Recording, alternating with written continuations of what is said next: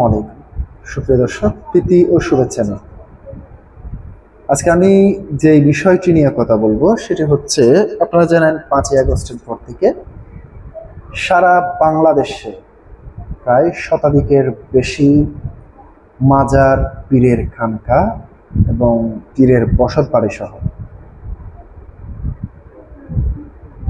বেশ কিছু জায়গার লুটপাট, অগ্নিসংযোগ এবং শেষ পর্যন্ত আমরা যেটি দেখেছি যে নুরা পাগলার মাজার থেকে লাশ তুলে,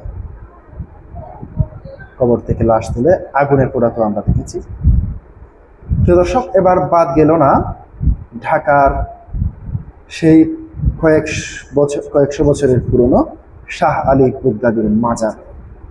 প্রিয় দর্শক, গত বৃহস্পতিবার রাত 1টার দিকে মূলত এই হামলার ঘটনাটি ঘটে। প্রিয় দর্শক, প্রতি বৃহস্পতিবারই সেখানে শাহ আলী বুগদাদির মাজারে এক ধরনের জলসার আয়োজন করা হয়। প্রিয় দর্শক, সেখানে দূর দূরান্ত থেকে বিভিন্ন মাজারের ভক্তরা আসেন। সেখানে বিভিন্ন হকাররা বসে বিভিন্ন কিছুর বর্ষা সাজিয়ে সেখানে একটি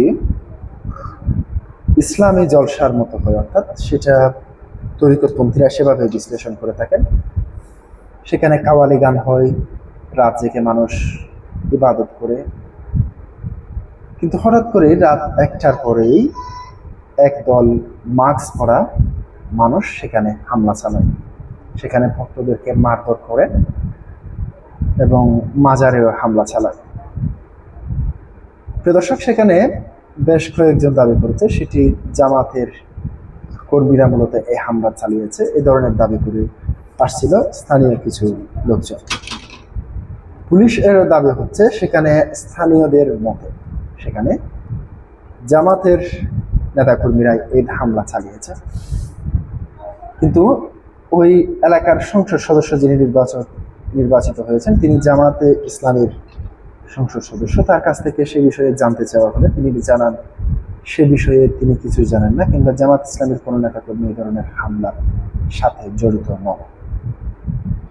প্রিয় দর্শক, 5ই আগস্ট পর্যন্ত এই পর্যন্ত যতগুলি হামলা হয়েছে একটিরও বিচার কি এখনো পর্যন্ত সম্পন্ন করতে পেরেছে অন্তর্বর্তীকালীন সরকার কিংবা এই সরকার? না।